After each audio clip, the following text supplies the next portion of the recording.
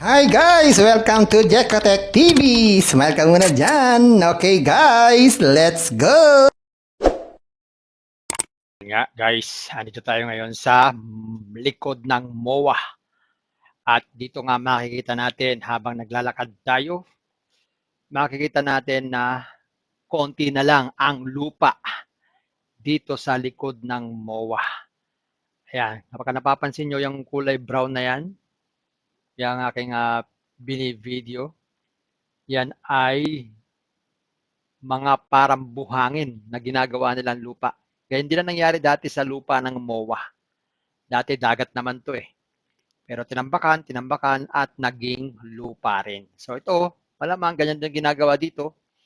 Kaya sa future, mawawala na rin tong dagat na ito. So antabayanan nyo na yan. Mga ilang taon na lang, wala na. Wala na tayong makikitang dagat sa likod ng MOA. At yan nga, pag naging lupa na yung tinatambakan na yan, maaari magtayo ulit ng mga building dyan, o mga pasyalan na pwede nating puntahan tuwing holiday at pwede tayong mag-enjoy-enjoy dyan. So, yan. So, lakarin natin kung gaano ba kalawak itong ginagawa nila dito na tinatambakan upang maging lupa. So, lakad tayo at panoorin natin itong kapaligiran ng likod ng MOA.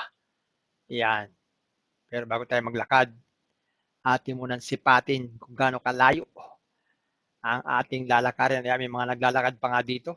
Ito ay tuwing umaga.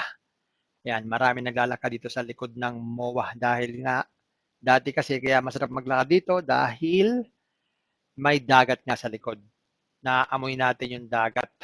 At sabi nga yung dagat daw, na amoy ng dagat ay mabuti para sa ating mga baga.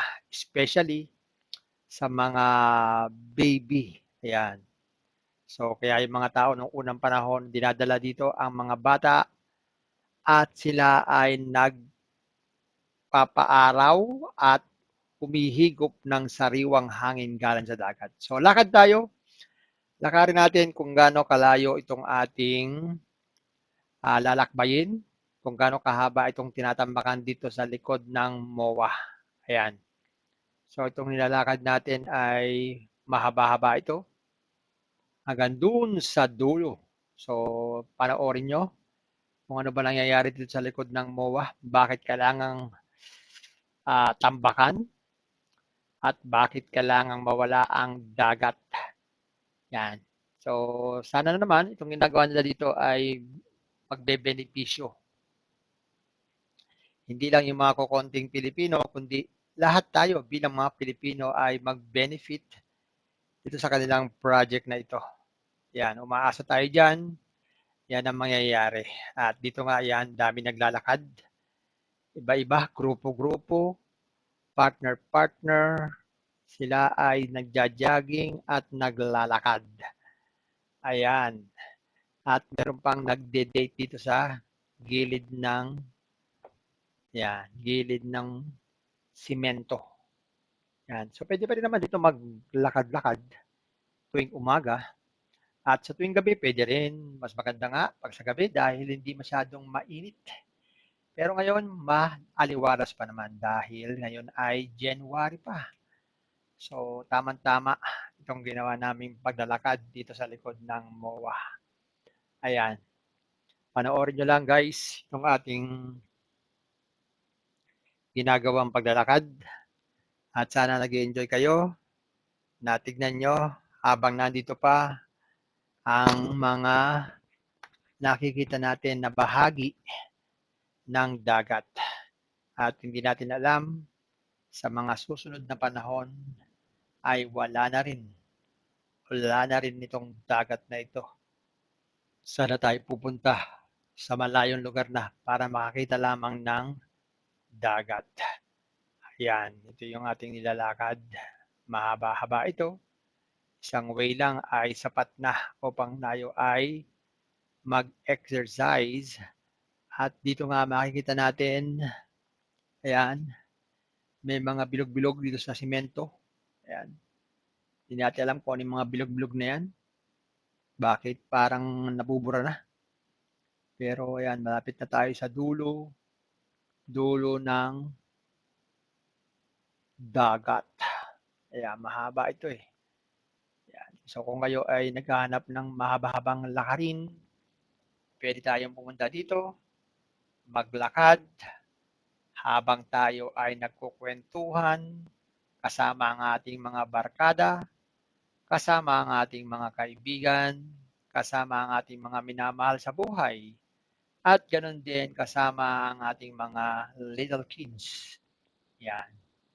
So, bibilis-bilisan natin ng konti ang ating paglalakad dahil naiwan na tayo ng ating kasama. Hindi ko na siya makita kung nasaan siya. Pero malamang nandyan siya naglalakad. Iniwan lang niya ako dahil siya ay maaaring nagmamadali sa paglalakad. Ayaw niya ng mabagal na lakad. So, ayan guys, ito nga. Nakikita nyo ang lawak, di ba? Ang lawak ng ginagawa ditong tambak o tinatambakang dagat para maging lupa. Yan. Yan ang panahon dito. Makulimlim pa kasi maaga pa nga ngayon. Pumunta tayo dito. Ni-expect natin na dito pa rin yung sa likod yung malawak na dagat. Pero ang ating nadatnan ay ganito na pala. Tinatambakan na pala itong likod ng MOA. So lahat ay magagawa dahil tayo ay mga ordinaryong tao lamang. Hindi natin pwedeng kontrahin anumang project na malalaki dahil tayo ay mga simpleng tao lamang. Pero sana nga, hopefully, mag-benefit. Okay? Mag-benefit lahat ng Pilipino dito sa project na ginagawa dito. Ayan, may nag-iiwan palang baso. Hindi man lang itapon sa tamang tapunan o basurahan. Yan, tambay siya hanggang sandali dito at antayin natin yung ating kasama dahil di ko na siya makita. Ayun, dami na. Ang daming mga crane. Yan, nagtatambak. Ayan, ganyang kalawak yan. Yan, dagat na yan. So, ayan, panoorin nyo lang guys habang tayo ay nagpapahinga. Pahinga muna ako sa pagsasalita.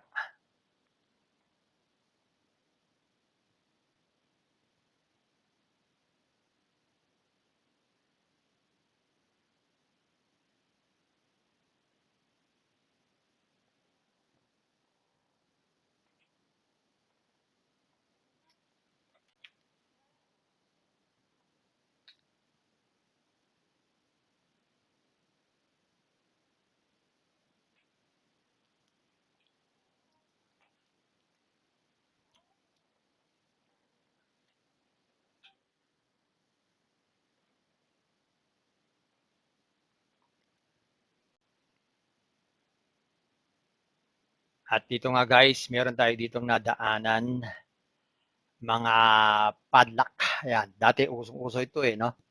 Kaya kinalawang na yung mga padlock dito. Ito nga ay simbolo ng nagmamahalang dalawang tao. Ayan, naglalagay sila ng padlock dyan, nilalagay nila ng pangalan, at ibig sabihin ay forever ang kanilang pagmamahalan. Pero, kinalawang na nga, kaya ngayon nagtayo ng nagdagdag ng sasabitan ng mga padlock at meron mga bago. Ito, mga bagong padlock na naman na wala pang kalawang. At makita natin, may mga pangalan nga sa mga padlock. Ito ay ginagawa nila simbolo ng kanilang pagmamahalan. Nasabi, habang nakapadlock, andito ay nagmamahalan pa rin sila. At ito nga, ito yung mga naunang padlock na kinalawang na, pero umaasa tayo na yung mga naglagay nito ay hindi kinalawang ang kanilang pag-ibig. Patuloy silang nag-iibigan hanggang sa mga sandaling ito. May mga sumisingit-singit na mga bagong padlock, pero mostly, yun sa mga naunang padlock ay makakalakalawang na. Hi guys! Welcome to Jekatech TV! Smile ka muna dyan! Okay guys, let's go!